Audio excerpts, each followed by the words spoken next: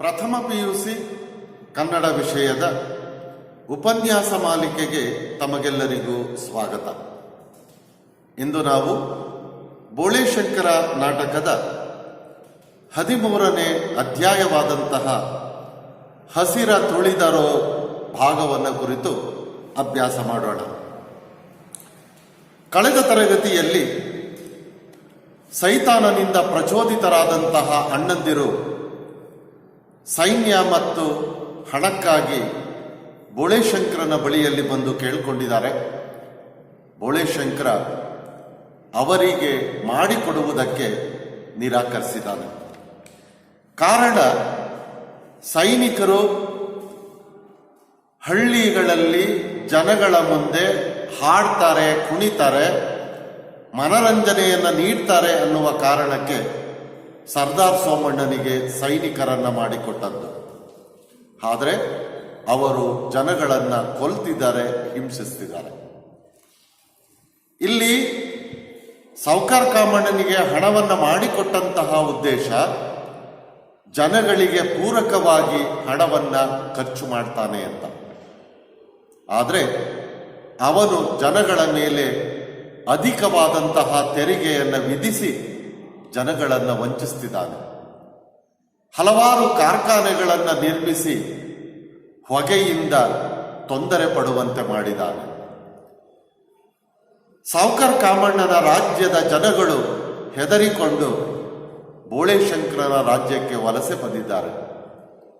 ಈ ಎಲ್ಲ ಕಾರಣಗಳಿಂದ ಸೈನ್ಯ ಮತ್ತು ಹಣ ದುರುಪಯೋಗವಾಗುತ್ತಿರುವಂತಹ ಈ ಸಂದರ್ಭದಲ್ಲಿ ಬೋಳೇಶಂಕರ ಮತ್ತೆ ಅಣ್ಣಂದಿರಿಗೆ ಹಣ ಮತ್ತು ಸೈನ್ಯವನ್ನು ಮಾಡಿಕೊಡುವುದಕ್ಕೆ ನಿರಾಕರಿಸಿದ್ದಾನೆ. ಆ ಸಂದರ್ಭದಲ್ಲಿ ಏನಾಯಿತು, ಅಣ್ಣಂದಿರು ಏನ್ ಮಾಡಿದ್ರು ಅನ್ನುವ ವಿಚಾರಗಳನ್ನು ಅಧ್ಯಾಯ 13 ಹಸಿರ ತುಳಿದರೋ ಅಧ್ಯಾಯದಲ್ಲಿ ನಾವು ಕಾಣಬಹುದು. ಹೀಗೆ ಅಣ್ಣಂದಿರ ಸೈನಿಕರು ಮಾಡಿದಂತಹ ತೊಂದರೆಗಳನ್ನು, ಉಂಟು ಮಾಡಿದಂತಹ ಆ ದುಷ್ಪರಿಣಾಮಗಳನ್ನು ಭಾಗವತರು ಹಾಡಿನ ಮೂಲಕ ಹೀಗೆ ಹೇಳ್ತಾರೆ. ಅಣ್ಣ ತಮ್ಮರು ಸೇರಿ ಗರ್ತಿ ಗಮ್ಮತ್ತಿನಲ್ಲಿ ಸಂಚ ಮಾಡಿ ಪೂರ. ಅಣ್ಣಂದಿರಿಬ್ಬರು ಸೇರಿಕೊಂಡು ಸಂಚನ ಮಾಡಿದರು. ಅಹಂಕಾರದಲ್ಲಿ ಒಂದು ಸಂಚನ ಮಾಡಿ ಏನ್ ಮಾಡಿದ್ರು, ಶಿವ ಶಿವ ಸ್ವಂತ ತಮ್ಮನ ಮ್ಯಾಲ ಹರಹರ ಹಿರಿದಾರ ಹತ್ಯಾರ. ಹಿರಿದಾರ ಹತ್ಯಾರ ಆಯುಧಗಳಿಂದ ತಮ್ಮನ ರಾಜ್ಯದ ಜನಗಳನ್ನ ತಿವಿಯುವಂತಹ ಕೆಲಸವನ್ನ ಮಾಡಿದ್ದಾರೆ. ತಮ್ಮ ಎಂಬ ಕರುಣೆಯನ್ನು ಮರೆತು ತಮ್ಮನ ಮೇಲೆ ದ್ವೇಷವನ್ನು ತೀರಿಸಿಕೊಳ್ಳುವುದಕ್ಕೆ ಅಣ್ಣಂದಿರು ಮುಂದಾಗಿದ್ದಾರೆ.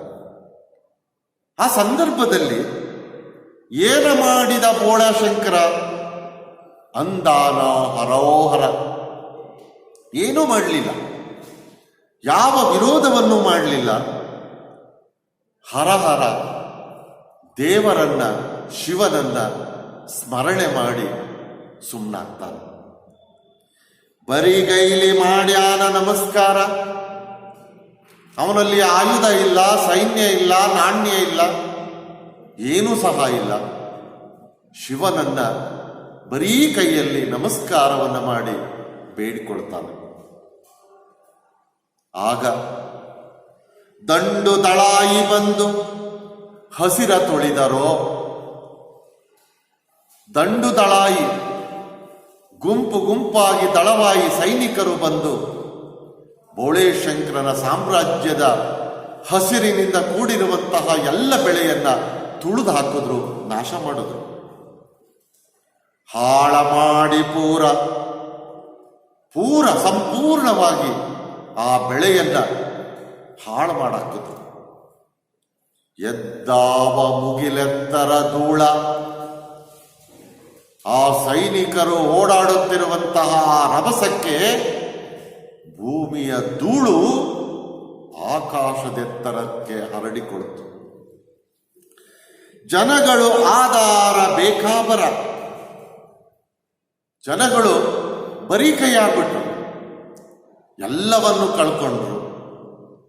ಆಗಲೂ ಸಹ ಏನ ಮಾಡಿದ ಬೋಳಶಂಕರ, ಅಂದಾನ ಹರೋಹರ ಬರಿಗೈಲಿ ಮಾಡ್ಯಾನ ನಮಸ್ಕಾರ. ಹರಹರ ಶಿವ ಎಂದು ಶಿವನ ನಾಮಸ್ಮರಣೆಯನ್ನ ಬರೀ ಕೈಯಲ್ಲಿ ಯಾವ ವಿರೋಧವನ್ನು ಮಾಡದೆ ಅವನು ನಮಸ್ಕಾರ ಮಾಡಿದ, ಶಿವನ ಸ್ಮರಣೆಯನ್ನ ಮಾಡಿದ. ಈ ಹಾಡು ಮುಗಿಯುತ್ತಿರುವಂತೆ ಸೈನಿಕರು ಈಗ ಸೇನಾಪತಿಯ ವೇಷದಲ್ಲಿರುವ ಸೈತಾನನ ನೇತೃತ್ವದಲ್ಲಿ ಬರ್ತಾರೆ. ಇಲ್ಲಿ ಸೈತಾನ ಸೇನಾಪತಿಯ ವೇಷದಲ್ಲಿ ಇದ್ದಾನೆ, ಸೈನಿಕರೆಲ್ಲ ಅವನ ಹಿಂದೆ ಬರ್ತಾರೆ, ಬಂದು ನಿಂತ್ಕೊಳ್ತಾನೆ. ಆಗ ಹೇಳ್ತಾನೆ, ನಿಂತ್ಕೋ. ಸೈನಿಕರು ನಿಲ್ಲುವರು. ಆಗ ಹೇಳ್ತಾನೆ ಸೈನಿಕರಿಗೆ, ನೀವು ಹೋಗಿ ಪ್ರತಿಭಟನೆ ಇದೆಯೋ ನೋಡಿ. ಬೆಪ್ತಕ್ರಿಯ ಹಳ್ಳಿಗಳಲ್ಲಿ ಇಲ್ಲದ ಪ್ರತಿಭಟನೆ ರಾಜಧಾನಿಯಲ್ಲಿರಬಹುದು. ನಾವು ಇಷ್ಟೆಲ್ಲ ತೊಂದರೆಗಳನ್ನು ಸೃಷ್ಟಿ ಮಾಡಿರುವುದರಿಂದ ಬೋಳೇಶಂಕರನ ರಾಜ್ಯದ ಜನಗಳು ಪ್ರತಿಭಟನೆ ಮಾಡ್ತಿರಬಹುದು. ಹಳ್ಳಿಗಳಲ್ಲಿ ಇಲ್ಲದಂತಹ ಈ ಪ್ರತಿಭಟನೆ ವಿರೋಧ ರಾಜಧಾನಿಯಲ್ಲಿರಬಹುದು. ಒಮ್ಮೆ ಹೋಗಿ ಅಲ್ಲಿ ನೋಡ್ಕೊಂಡು ಬನ್ನಿ. ಅಲ್ಲಿಲ್ಲದ ಸೈನ್ಯ ಇಲ್ಲಿರಬಹುದು. ಸುಳಿವು ಸಿಕ್ಕ ತಕ್ಷಣವೇ ನಮಗೆ ತಿಳಿಸಿ. ಹೋಗಿ ಉಳಿದವರು ಕೋವಿಯ ಹಾಡು ಹೇಳಿ. ಬಂದೂಕವನ್ನ ಕುರಿತಂತಹ ಹಾಡನ್ನ ಸೈನಿಕರ ಮೂಲಕ ಹೇಳಿಸ್ತಾನೆ ಸೈತಾನ. ತಕ್ಷಣವೇ ಆ ಸೈನಿಕರನ್ನ ರಾಜಧಾನಿಗೆ ಕಳಿಸ್ತಾನೆ. ಇಲ್ಲಿ ಇಲ್ಲದೆ ಇರುವಂತಹ ಸೈನಿಕರು ಬಹುಶಃ ರಾಜಧಾನಿಯಲ್ಲಿರಬಹುದು. ಅವರು ನಮಗೆ ವಿರೋಧವನ್ನು ಮಾಡ್ತಿರಬಹುದು. ಹೋಗಿ ಪತ್ತೆ ಮಾಡಿ ಹುಡುಕಿ, ಏನಾದರೂ ನಿಮಗೆ ಸುಳಿವು ಸಿಕ್ಕರೆ ಬಂದು ನಮಗೆ ತಿಳಿಸಿ. ಸೈನಿಕರು ಹೋಗ್ತಾರೆ, ಎಲ್ಲ ನೋಡ್ಕೊಳ್ತಾರೆ, ನೋಡಿ ಬರ್ತಾರೆ. ಆಗ ಒಬ್ಬ ಸೈನಿಕ ಸೈತಾನನನ್ನು ಕುರಿತು ಹೇಳ್ತಾನೆ. ಬಂದು ನಮಸ್ಕಾರವನ್ನು ಮಾಡಿ, ಸ್ವಾಮಿ, ನಾವಿಲ್ಲಿ ಯುದ್ಧ ಮಾಡುವುದು ಸಾಧ್ಯವೇ ಇಲ್ಲ. ನಾವಿಲ್ಲಿ ಯುದ್ಧ ಮಾಡಕ್ಕೆ ಆಗ್ತಾ ಇಲ್ಲ. ಊರಲ್ಲೆಲ್ಲೂ ಸೈನಿಕರ ಸುಳಿವಿಲ್ಲ. ಊರಿನಲ್ಲಿ ಒಂದು ಕಡೆಯೂ ಒಬ್ಬನೇ ಒಬ್ಬ ಸೈನಿಕರಿಲ್ಲ. ಜನ ನಮ್ಮನ್ನ ಹಳೆ ಸ್ನೇಹಿತರಂತೆ ಪ್ರೀತಿಯಿಂದ ನೋಡ್ತಾರೆ. ಎಲ್ಲೂ ಸೈನಿಕರೇ ಇಲ್ಲ ಸ್ವಾಮಿ. ನಾವು ಎಲ್ಲಿ ಹೋದ್ರೂ ಕೂಡ ಬೋಳೇಶಂಕರನ ರಾಜ್ಯದ ಜನ ನಮ್ಮನ್ನ ಹಳೆಯ ಸ್ನೇಹಿತರ ಹಾಗೆ ಪ್ರೀತಿಯಿಂದ ನೋಡ್ತಾರೆ, ಮಾತನಾಡಿಸ್ತಾರೆ, ಊಟ ತಿಂಡಿ ಕೊಡ್ತಾರೆ. ಹಿಂದೆ ಬೋಳೇಶಂಕರನ ಮೆರವಣಿಗೆಯಲ್ಲಿದ್ದವರು ನೀವಲ್ಲವೇ ಅಂತ ಗುರುತು ಹಿಡಿಯುತ್ತಾರೆ. ನಮ್ಮನ್ನ ಗುರುತು ಹಿಡಿದು ಮಾತನಾಡಿಸ್ತಾರೆ. ಬೋಳೇಶಂಕರನ ಮೆರವಣಿಗೆಯಲ್ಲಿ ಇದ್ದವರು ನೀವಲ್ಲವೇ, ಬನ್ನಿ ಊಟ ಮಾಡ್ತೀರಾ, ತಿಂಡಿ ಮಾಡ್ತೀರಾ ಅಂತ ಪ್ರೀತಿಯಿಂದ ಮಾತನಾಡಿಸ್ತಾರೆ. ಇಲ್ಲಿ ಯುದ್ಧ ಮಾಡುವುದು ಸಾಧ್ಯವಿಲ್ಲ ಸ್ವಾಮಿ. ಇಂತಹ ಜನಗಳ ಮುಂದೆ ಯುದ್ಧ ಮಾಡುವುದಾದರೂ ಹೇಗೆ? ಕೊನೆ ಪಕ್ಷ ಅವರು ಸ್ವಲ್ಪವಾದರೂ ವಿರೋಧವನ್ನು ಮಾಡಿದ್ರೆ ನಾವು ಯುದ್ಧವನ್ನು ಮಾಡಬಹುದು. ಆದರೆ ಈ ಜನ ಸ್ವಲ್ಪವೂ ವಿರೋಧವನ್ನು ಮಾಡ್ತಾ ಇಲ್ಲ. ಎಲ್ಲಿ ಹೋದರೂ ನಮ್ಮನ್ನ ಸ್ನೇಹಿತರ ಹಾಗೆ ಪ್ರೀತಿಯ ಭಾವದಿಂದ ನೋಡ್ತಾರೆ, ಊಟ ತಿಂಡಿ ಕೊಡ್ತಾರೆ. ಬೋಳೇಶಂಕರನ ಮೆರವಣಿಗೆಯಲ್ಲಿದ್ದವರು ನೀವಲ್ವೇ ಅಂತ ಗುರುತು ಹಿಡಿದು ಮಾತನಾಡಿಸ್ತಾರೆ. ಇಂತಹ ಜನಗಳ ಮೇಲೆ ಯುದ್ಧ ಮಾಡುವುದಾದರೂ ಹೇಗೆ? ಇಂತಹ ಜನಗಳನ್ನು ಕೊಲ್ಲುವುದಾದರೂ ಹೇಗೆ? ಬೋಳೇಶಂಕರನ ರಾಜ್ಯದ ಜನಗಳ ಮನಸ್ಥಿತಿಯನ್ನ ಸೈನಿಕರು ಸೈತಾನನಿಗೆ ವಿವರಿಸ್ತಾರೆ. ಸೈತಾನನಿಗೆ ಕೋಪ ಬರುತ್ತೆ. ಆ ಕೋಪದಲ್ಲಿ ಇವು ಸೈನಿಕನಾಡುವ ಮಾತುಗಳೇನೋ? ಕೈಯಲ್ಲಿ ಬಂದೂಕಿದ್ದರು ಒಂದು ಕ್ಷುದ್ರ ಜಗಳ ಕೂಡ ಆಡಿ ಬರೆದವನು ಸೈನಿಕನೇ? ಕ್ಷುದ್ರ ಸಣ್ಣ ಅಲ್ಲಯ್ಯ. ಕೈಯಲ್ಲಿ ಬಂದೂಕವನ್ನ ಇಟ್ಕೊಂಡು ಒಂದೇ ಒಂದು ಸಣ್ಣ ಜಗಳವನ್ನು ಕೂಡ ಮಾಡಿ ಬರಲಿಕ್ಕೆ ಸಾಧ್ಯವಾಗದೇ ಇರತಕ್ಕಂಥ ನೀನು ಒಬ್ಬ ಸೈನಿಕನೇ. ನೀನು ಸೈನಿಕನಾಗುವುದಕ್ಕೆ ಹೇಗೆ ಸಾಧ್ಯ? ಇಂತಹ ಮಾತುಗಳನ್ನು ಸೈನಿಕರು ಮಾತನಾಡಬಹುದೇ? ಸೈನಿಕನಾಗಿ ಈ ರೀತಿಯಲ್ಲಿ ನೀನು ಮಾತನಾಡಬಹುದೇ? ತಪ್ಪು. ಕೈಯಲ್ಲಿ ಬಂದೂಕವನ್ನು ಇಟ್ಕೊಂಡು ಕೊನೆ ಪಕ್ಷ ಅವರ ಮೇಲೆ ಸಣ್ಣ ಜಗಳವನ್ನಾದರೂ ಮಾಡಬೇಕು. ಅದಕ್ಕೆ ಸೈನಿಕ ಹೇಳ್ತಾನೆ, ನಾವು ಜಗಳದ ಭಾಷೆ ಆಡಿದರೆ ಅವರು ಸ್ನೇಹದ ಭಾಷೆ ಆಡ್ತಾರೆ. ನಾವು ಜಗಳವನ್ನು ಮಾಡಬೇಕು ಅನ್ನೋ ಉದ್ದೇಶದಿಂದ ಕೋಪದಿಂದ ಮಾತನಾಡಿದ್ರೆ ಅವರು ಪ್ರೀತಿಯಿಂದ ಮಾತನಾಡಿಸ್ತಾರೆ, ಪ್ರೀತಿಯ ಭಾಷೆ ಹಾಡ್ತಾರೆ. ನಿಜ ಹೇಳ್ತೇನೆ, ಇರುವೆಗೆ ಸಿಟ್ಟಿರಬಹುದು, ಈ ಜನಗಳಲ್ಲಿಲ್ಲ ಸ್ವಾಮಿ.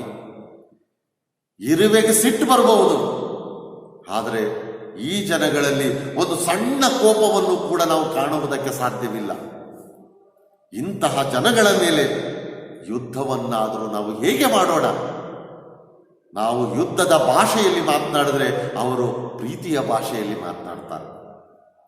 ಇಂತಹ ಜನಗಳ ಮುಂದೆ ಮಾತನಾಡೋದು, ಯುದ್ಧ ಮಾಡೋದು ತುಂಬ ಕಷ್ಟ ಸ್ವಾಮಿ. ಅದು ನಮ್ಮಿಂದ ಸಾಧ್ಯವಿಲ್ಲ, ನಮ್ಮಿಂದ ಆಗೋದಿಲ್ಲ. ಸೈನಿಕರು ಆ ಸೈತಾನನಿಗೆ ವಿವರಣೆಯನ್ನ ಕೊಡ್ತಾರೆ.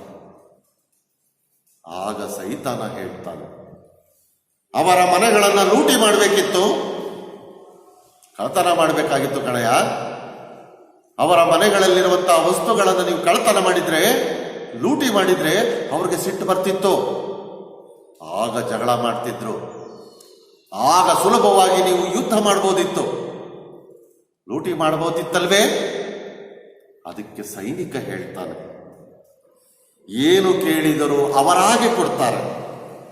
ನಿರ್ಲಕ್ಷ್ಯದಿಂದ ಏನನ್ನಾದರೂ ಹಾಳು ಮಾಡಿದರೆ ಒಳ್ಳೆಯ ವಸ್ತುಗಳನ್ನೇಕೆ ಹಾಳು ಮಾಡುತ್ತೀರಿ, ನೀವೇ ತೆಗೆದುಕೊಂಡು ಹೋಗಿ ಎನ್ನುತ್ತಾರೆ. ಇಂತಹ ಜನಗಳ ಮುಂದೆ ಯುದ್ಧ ಯಾಕೆ ಮಾಡೋಣ ಸ್ವಾಮಿ? ಏನ್ ಕೇಳಿದ್ರು ಅವರಾಗೆ ಕೊಡ್ತಾರೆ. ಅವರಾಗೆ ಕೊಡ್ತಾರಲ್ಲ ಅಂತ ಏನಾದರೂ ನಿರ್ಲಕ್ಷ್ಯದಿಂದ ಆ ವಸ್ತುಗಳನ್ನ ಹಾಳು ಮಾಡುವುದಕ್ಕೆ ಮುಂದಾದ್ರೆ ಅದಕ್ಕೆ ಅವರು ಹೇಳ್ತಾರೆ, ಒಳ್ಳೆಯ ವಸ್ತುಗಳನ್ನೇಕೆ ಹಾಳು ಮಾಡ್ತೀರಿ? ಆ ವಸ್ತುಗಳು ನಿಮಗೆ ಬೇಕಾಗಿದ್ರೆ ತೆಗೆದುಕೊಂಡು ಹೋಗಿ.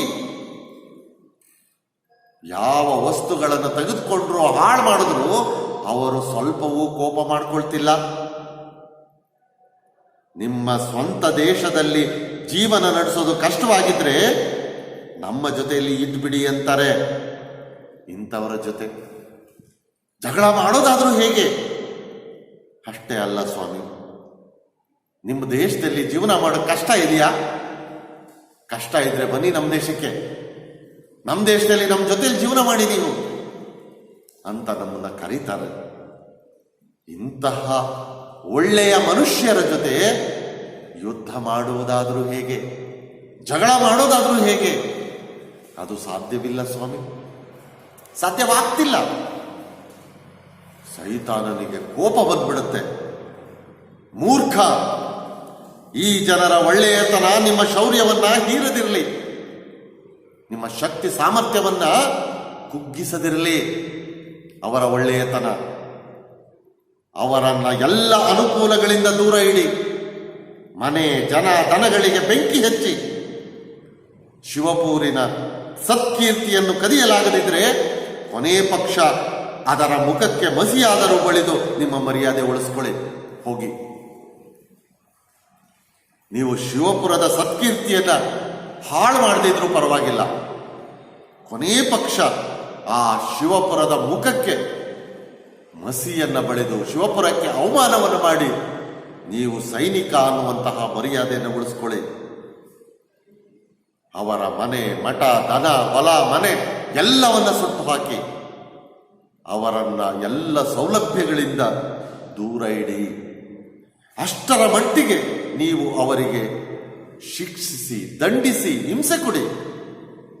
ಅವರ ಒಳ್ಳೆಯತನ ನಿಮ್ಮ ಈ ಶಕ್ತಿ ಸಾಮರ್ಥ್ಯವನ್ನ ಹೀರದಿರಲಿ, ಕುಗ್ಗಿಸದಿರಲಿ. ಹೋಗಿ ಸೈನಿಕ ಅನ್ನುವ ನಿಮ್ಮ ಮರ್ಯಾದೆಯನ್ನ ಉಳಿಸಿಕೊಳ್ಳುವ ಪ್ರಯತ್ನವನ್ನು ನೀವು ಮಾಡಿ.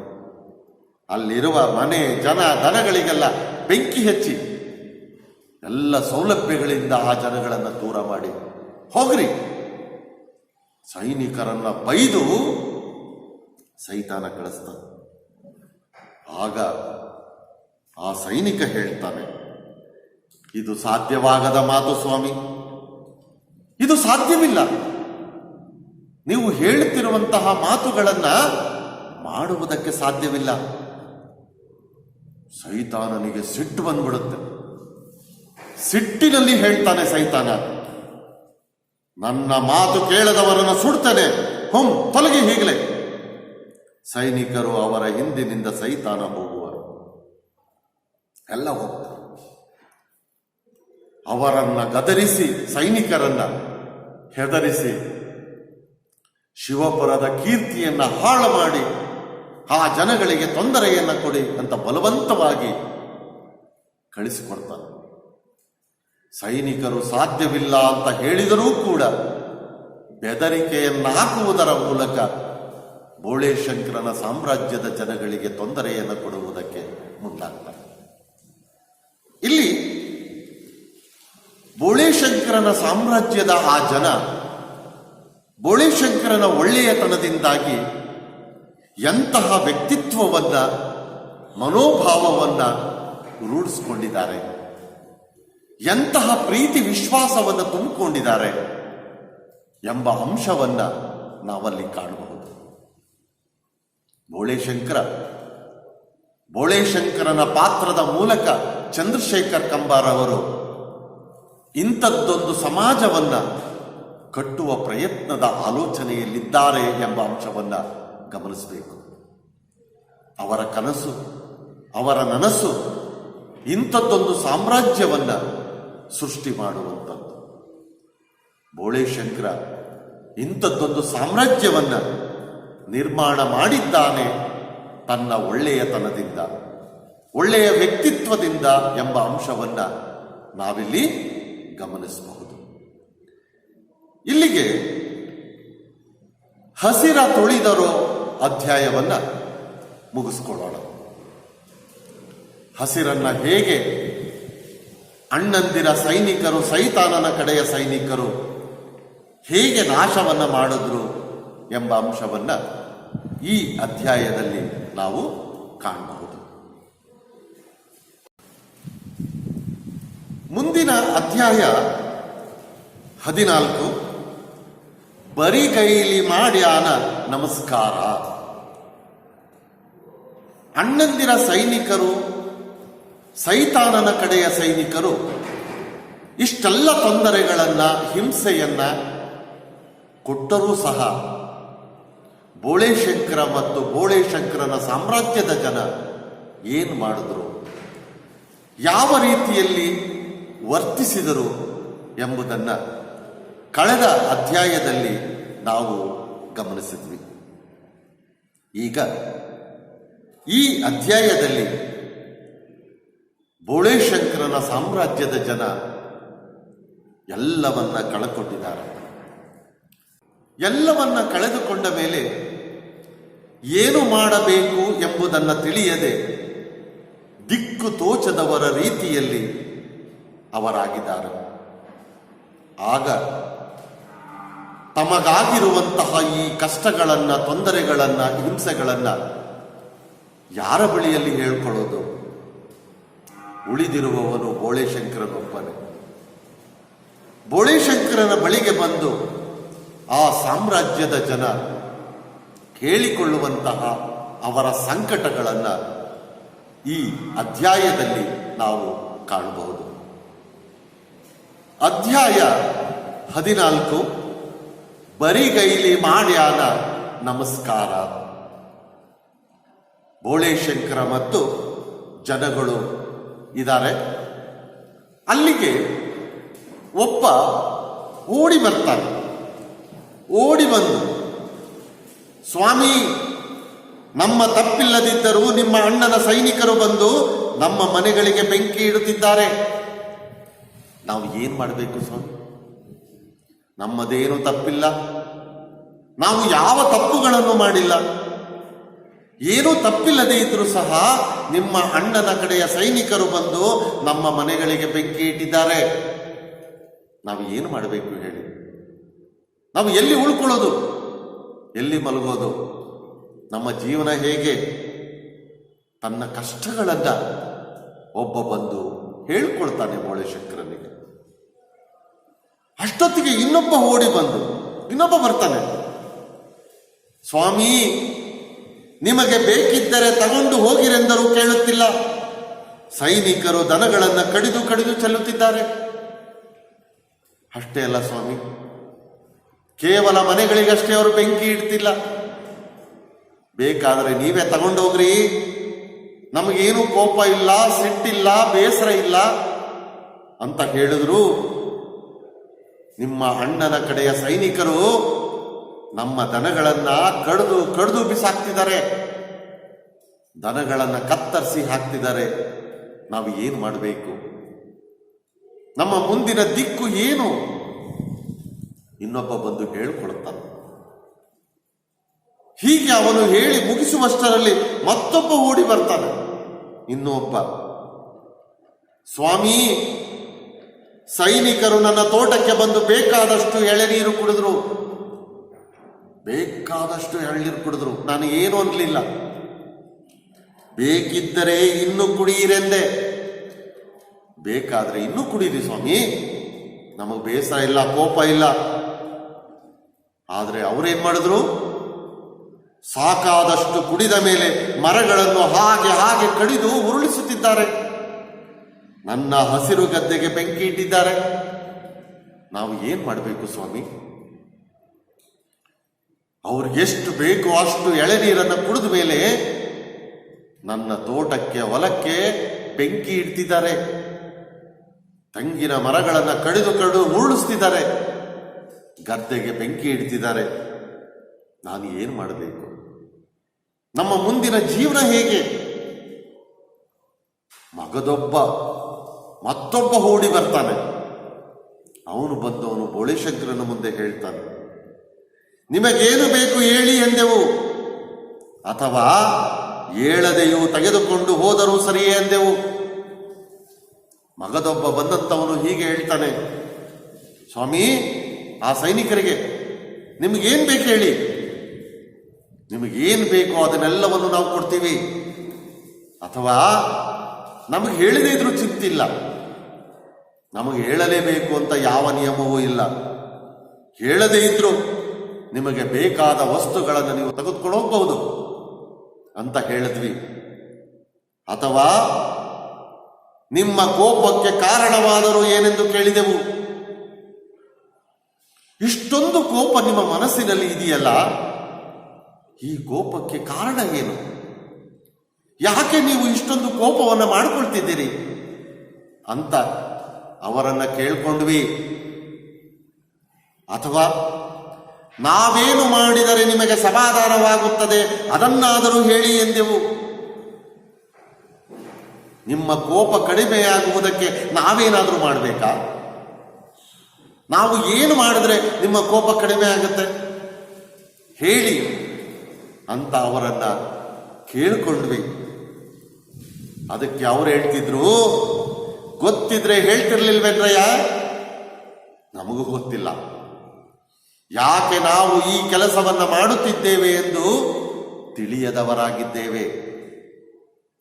ನೋಡಿ, ಇವತ್ತೂ ಕೂಡ ಇಂತಹ ಜನಗಳಿದ್ದಾರೆ ಅಂತ. ಎಷ್ಟೋ ಜನ ತಪ್ಪು ಕೆಲಸಗಳನ್ನು ಮಾಡ್ತಾರೆ, ಆದ್ರೆ ಅವರಿಗೆ ನಾವು ಯಾಕೆ ತಪ್ಪನ್ನ ಮಾಡ್ತಾ ಇದ್ದೇವೆ ಅನ್ನುವ ತಿಳುವಳಿಕೆ ಇರೋದಿಲ್ಲ. ಗೊತ್ತಿಲ್ಲದೆಯೇ ತಪ್ಪುಗಳನ್ನು ನಿರಂತರವಾಗಿ ಮಾಡ್ತಾ ಹೋಗ್ತಾರೆ. ಅಂತಹ ವ್ಯಕ್ತಿಗಳನ್ನು ನಾವು ಸಮಾಜದಲ್ಲಿ ಕಾಣಬಹುದು. ಈ ಸೈನಿಕರು ಸೈತಾನನಿಂದ ಪ್ರಚೋದಿತರಾಗಿ ಬಂದಿರುವಂತವರು. ಹಾಗಾಗಿ ಅವರಿಗೆ ಯಾಕೆ ಹಿಂಗ್ ಮಾಡ್ತಾ ಇದ್ದೀವಿ ಒಂದು ಗೊತ್ತಿಲ್ಲ. ಅದನ್ನೇ ಹೇಳ್ತಿದ್ದಾರೆ, ಎಲ್ಲರಿಗೂ ಕೇಳ್ಕೊಳ್ತಿದ್ದಾರೆ, ನಿಮಗೇನ್ ಬೇಕು ಅದನ್ನು ತೆಗೆದುಕೊಂಡೋಗಿ, ನಮಗೆ ಹೇಳಲೇಬೇಕು ಅಂತ ಏನಿಲ್ಲ. ನೀವು ನಮ್ಗೆ ಹೇಳದೇ ಇದ್ರೂ ತೆಗೆದುಕೊಂಡು ಹೋಗ್ಬೋದು.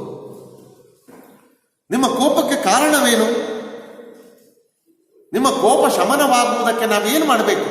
ಏನು ಮಾಡಿದ್ರೆ ನಿಮಗೆ ಸಮಾಧಾನ ಆಗುತ್ತೆ? ಹೀಗೆ ಎಲ್ಲ ವಿಚಾರಗಳನ್ನು ಅವರನ್ನು ಪರಿಪರಿಯಾಗಿ ಕೇಳಿಕೊಂಡ್ವಿ. ಆದರೆ ಅವರು ಗೊತ್ತಿದ್ರೆ ಹೇಳ್ತಿರ್ಲಿಲ್ವೇನ್ರಯ್ಯ, ನಮಗೆ ಗೊತ್ತಿಲ್ಲ, ನಾವ್ಯಾಕೆ ಹೀಗೆ ಮಾಡ್ತಿದ್ದೀವಿ ಅಂತ ಹೇಳಿ ಪುನಃ ಅದೇ ಕಾಯಕ ಶುರು ಮಾಡಿದರು. ಕೂದಲಿಗೊಂದು ಗಾದೆ ಬಲ್ಲ, ನೀವೇ ನಮಗೆ ದಾರಿ ತೋರಬೇಕು. ಎಷ್ಟೊಂದು ಗಾದೆ ಮಾತುಗಳು ನಿಮಗೆ ಗೊತ್ತಿದ್ದಾವೆ, ಎಷ್ಟೊಂದು ಅನುಭವ ನಿಮಗಿದೆ, ಜಾಣತನ ಇದೆ. ಅನುಭವ ಗೊತ್ತಿರುವ ಕಾರಣದಿಂದಾಗಿ, ಇರುವ ಕಾರಣದಿಂದಾಗಿ ನೀವು ನಮಗೆ ದಾರಿ ತೋರಿಸ್ಬೇಕು. ನಾವು ಏನು ಮಾಡಬೇಕು ಹೇಳಿ? ಇಂತಹ ಪರಿಸ್ಥಿತಿಯಲ್ಲಿ ನಾವು ಯಾವ ಕೆಲಸವನ್ನು ಮಾಡಬೇಕು? ಆಗ ಬೋಳೇಶಂಕರ ಹೇಳ್ತಾನೆ, ಆಗಲೇಳಿ ಅವರಿಗೆ ಆತ್ಮ ಇಲ್ಲ ಅಂತ ಖಾತ್ರಿಯಾದ ಮೇಲೆ ನಮ್ಮ ಆತ್ಮಗಳನ್ನಾದರೂ ಉಳಿಸಿಕೊಳ್ಳಬೇಕಲ್ಲ. ಅವರಿಗೆ ಆತ್ಮವೇ ಇಲ್ಲ, ಮನುಷ್ಯತ್ವವೇ ಇಲ್ಲ, ಮಾನವೀಯತೆಯೇ ಇಲ್ಲ ಅಂದಮೇಲೆ ನಾವು ನಮ್ಮ ಮನುಷ್ಯತ್ವವನ್ನು ಉಳಿಸಿಕೊಳ್ಳುವಂತಹ ಕೆಲಸವನ್ನಾದರೂ ಮಾಡಬೇಕಲ್ಲ. ಅವ್ರಿಗಿಲ್ಲ ಅಂತ ನಾವು ಹಾಗೆ ವರ್ತನೆಯನ್ನು ಮಾಡೋದು ಎಷ್ಟು ಸರಿ? ನಾವು ಹಾಗೆ ನಡೆದುಕೊಳ್ಳೋದು ಎಷ್ಟು ಸರಿ? ಅವ್ರಿಗೆ ಆತ್ಮ ಇಲ್ಲದೆ ಇರ್ಬೋದು, ಮನಸ್ಸಿಲ್ಲದೆ ಇರ್ಬೋದು, ಮಾನವೀಯತೆ ಇಲ್ಲದೆ ಇರ್ಬೋದು, ಮನುಷ್ಯತ್ವ ಇಲ್ಲದೆ ಇರಬಹುದು. ನಾವು ನಮ್ಮ ಆತ್ಮವನ್ನು ಉಳಿಸಿಕೊಳ್ಳುವ, ನಮ್ಮ ವ್ಯಕ್ತಿತ್ವವನ್ನು ಉಳಿಸಿಕೊಳ್ಳುವ, ನಮ್ಮ ತನವನ್ನು ಕಾಪಾಡಿಕೊಳ್ಳುವಂತಹ ಪ್ರಯತ್ನವನ್ನು ನಾವು ಮಾಡಬೇಕು. ಮಾಡೋಣ ಅದನ್ನು, ನೀವೇನು ಚಿಂತೆ ಮಾಡಬೇಡಿ. ಹೀಗೆ ಬೋಳೇಶಂಕರ ಜನಗಳಿಗೆ ಸಮಾಧಾನವನ್ನು ಮಾಡುತ್ತಿರುವಂತಹ ಆ ಸಂದರ್ಭದಲ್ಲಿ ಸೈನಿಕರು ಬಂದ್ಬಿಡ್ತಾರೆ. ಸೈನಿಕರು ಬಂದತ್ತವರು ಸುತ್ತುವರೆದು ನಿಂತ್ಕೊಂಡು ಬಿಡ್ತಾರೆ. ಆ ಸೈನಿಕರು ಬಂದದ್ದನ್ನು ನೋಡಿ ಅಲ್ಲಿರುವ ಜನಗಳಲ್ಲಿ ಒಬ್ಬ ಹೇಳ್ತಾನೆ, ಅಗೋ ಸೈನಿಕರು ಬಂದ್ರು, ಸೈನಿಕರು ಬಂದ್ರು. ಆಗ ಬೋಳೇಶಂಕರ, ಬರಲೇಳಿ, ಈ ಸಿಪಾಯಿಗಳು ಬಡಪಾಯಿಗಳು, ಇವರಿಗೆ ಯಾಕೆ ಹೆದರ್ತೀರಿ?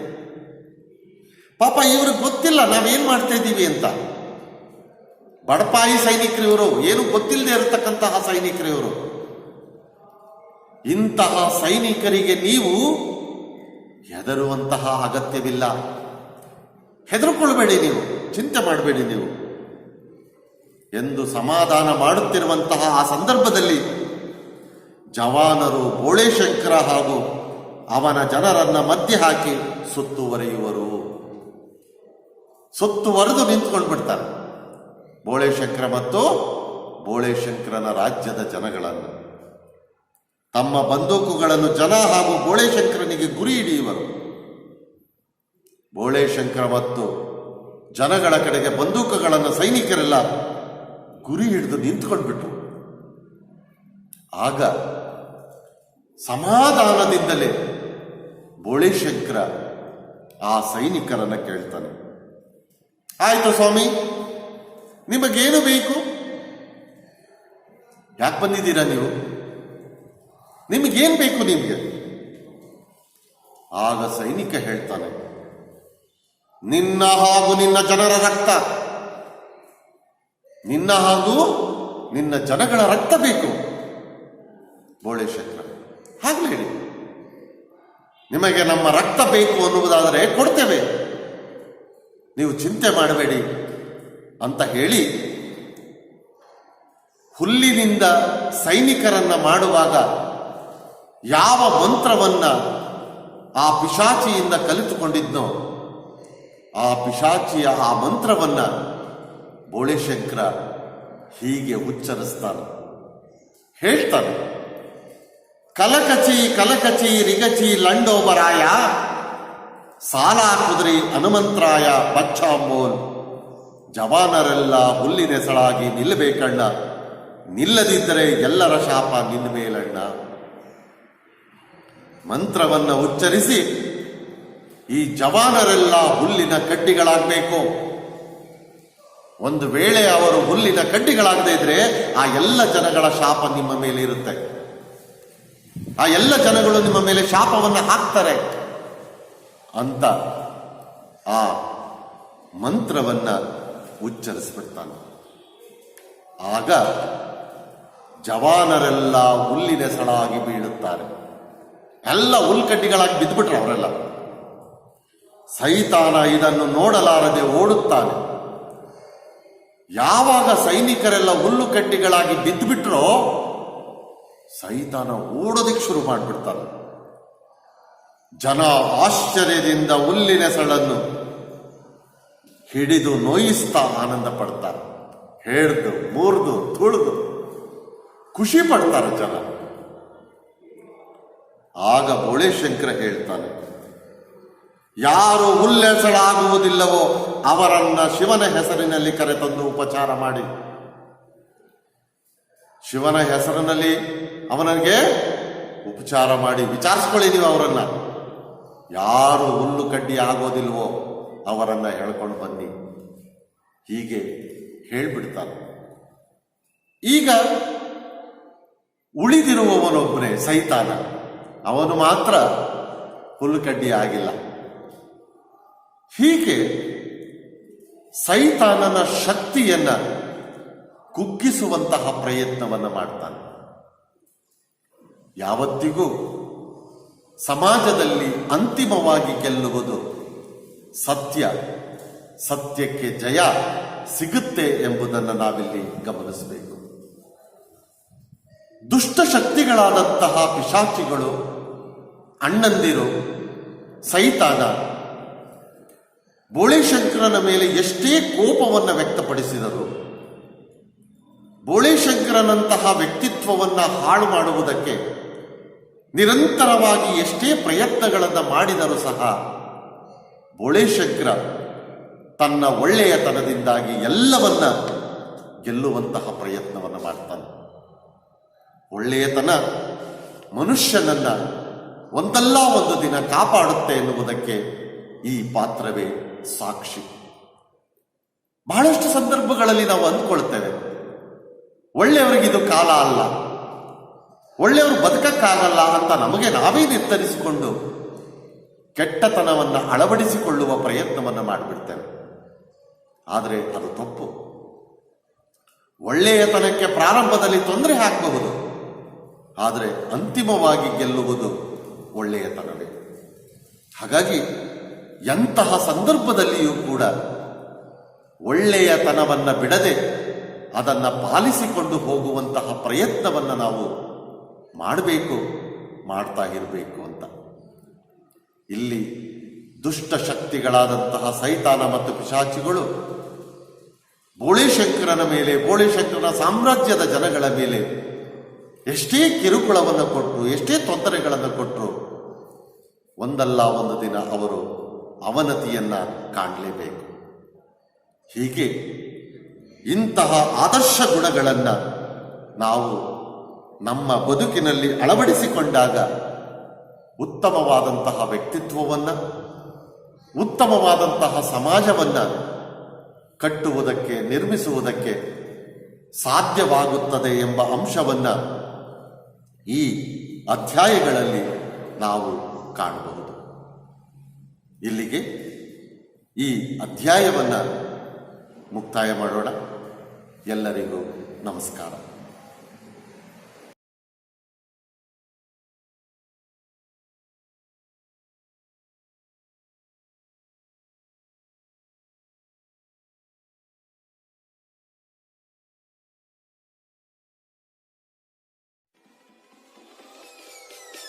Peace.